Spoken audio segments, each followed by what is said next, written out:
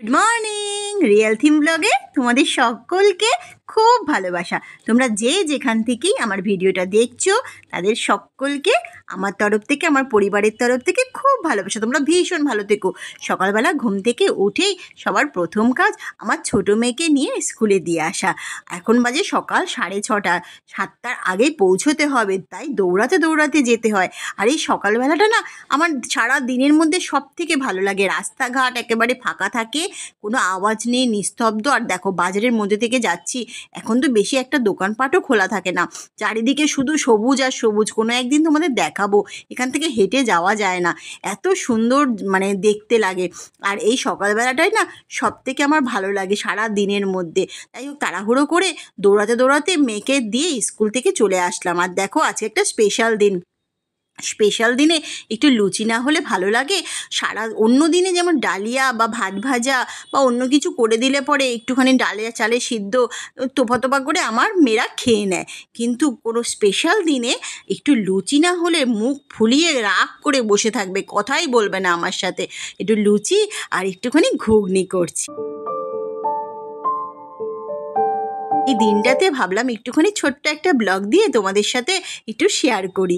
তোমাদের যদি ভালো লাগে তাহলে কিন্তু অবশ্যই আমার চ্যানেলকে সাবস্ক্রাইব করে আমার পাশে থেকো। আর অবশ্যই তোমরা আমাকে অল্প দিনের মধ্যে অনেক ভালোবাসা দিয়েছো, এইটুকু ভালোবাসা পাওয়ার জন্যই তো আমি ইউটিউবে এসেছিলাম।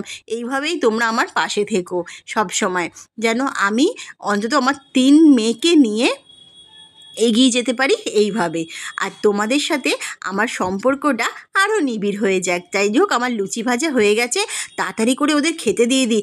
আবার 9:30টার মধ্যে 2 মেয়েকে নিয়ে আবার স্কুলে ছুটতে হবে আর ছোটো মেয়েকে নিয়ে আসতে হবে। আর একটু কড়া করে চাও করে নিলাম।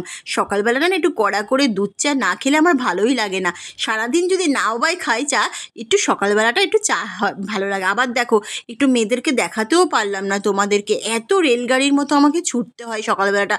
খুব ব্যস্ত থাকি, যেমন আমি কথা বলতে পারি না সকালবেলা কারোর সাথে। আমি 2 মেয়েকে নিয়ে স্কুলে দিয়ে আবার দেখো ওদের দেখাতেও পারলাম না তোমাদেরকে, আবার ছোটো মেয়েকে নিয়ে চলে আসলাম। যাই হোক, ছোটো মেয়েকে খাইয়ে দিয়েছি, আবার এসে আবার দেখো এত কিছু সবজি আমার কাটাও হয়ে গেছে, আজকে রান্না করব দেখে। তা আজকে না আমার বাবলির বার্থডে, তোমরা সবাই আশীর্বাদ করো ওকে, ও যেন মানুষের মতো মানুষ হয়, ওকে যেন আমরা অনেক বড় করতে পারি, আমাদের থেকে অনেক বেটার লাইফ ওদের দিতে পারি, আমার 3 মেয়েকেই যেন দিতে পারি। তোমরা যে যেখান থেকেই দেখছো আমার ভিডিওটা সবাই আশীর্বাদ করো। আর আজকে মাটন রান্না করব, চিলি পনির রান্না করব। মাটন তো ওদের সব থেকে প্রিয়, আর চিলি পনিরটা ওরা খুব ভালোবাসে। আর দেখো আমার ভাতও হয়ে গেছে, এবার ভাতটা উপর দিয়ে দেবো। যাই হোক, বার্থডে বলে কথা, আমার ভিডিও যারা নতুন দেখছো অনেকেই হয়তো জানো না, আবার আমি বলে দিচ্ছি, আমাদের না মানে কোনো রকম 5 রকম ভাজা, পায়েস, নতুন জামা এগুলো দিতে নেই। আমার শাশুড়ি মা না করে গেছে, তাই আমার মেয়েরা যে খাবারগুলো খুব ভালো খায় সেইগুলোই আমি ওদের রান্না করে দিই। আর আমার মেয়েরা খুব খুশি হয় তাতেই।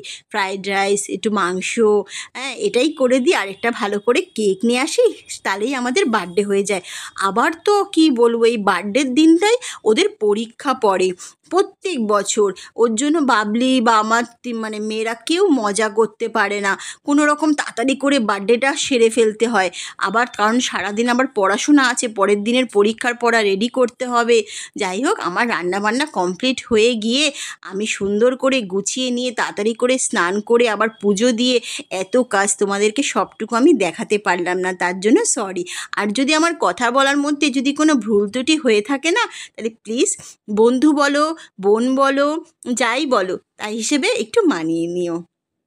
আর অন্য দিন না চাটনি করি না, চাটনিটা একটু কমিয়েই দিয়েছি খাওয়া, প্রচণ্ড বেশি চিনি খাওয়া তো ভালো না, কিন্তু আজকে একটুখানি চাটনি না করলে মনটা মানছিল না, তাই একটু আমের চাটনি ওকে করে দিয়েছি। দেখো আমার বার্থডে গার্লের এই রেসিপিটা আমি রান্না করেছি, ফ্রায়েড রাইস, মাটন আর চিলি পনির, আর একটু স্যালাড দিয়েছি আর চাটনি, ব্যাস এটাতেই ও আনন্দ। এই দেখো মানে খেতে দিয়ে দিয়েছি। তা ও খাওয়া হয়ে যাওয়ার পরে তারপরে আমি একটা কেক, স্কুল থেকে আসার পথেই আমি কেক নিয়ে চলে এসেছি। ওর বাবা আগের দিন গিয়ে অর্ডার দিয়ে এসেছিলো মুঙ্গানিসে, সেই কেকটা বিকেলবেলা কাটবে কোনো রকমভাবে। আর এবার অত বেশি পরীক্ষা চলছে দেখে তাই কোনো তামঝাম বেলুন ফুলানো তাহলে অন্য কিছু করা হয়, প্রত্যেক বছর এই বার্থডের দিনটাই ওর এরকম কি বলবো পরীক্ষা পড়ে যায়, ওর জন্য আমরা কিছুই করতে পারি না। তবে আমরা যাই না করি, যেই মেয়েরই মানে বার্থডে পালন করা হোক না কেন, আমাদের সবারই ছোটো ছোটো করেই পালন করা হয়। হয়। তা সেটা আমরা মানে নিজেরাই 5 জনে মিলে আনন্দ করে এইভাবেই ছোট করে একটু happy birthday to you, happy birthday to you, happy birthday dear Babli, happy birthday to you.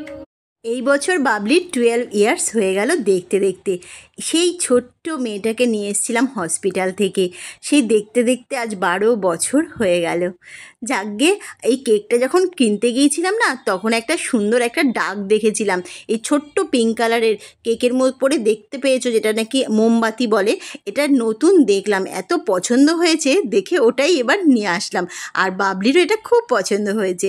তারপরে দেখো, বার্থডের পরে আমাদের একটুখানি আইসক্রিম আর কোল্ড ড্রিঙ্কস সব শেষে, এইটুকু খেলে তবে বার্থডে পালন শেষ হবে।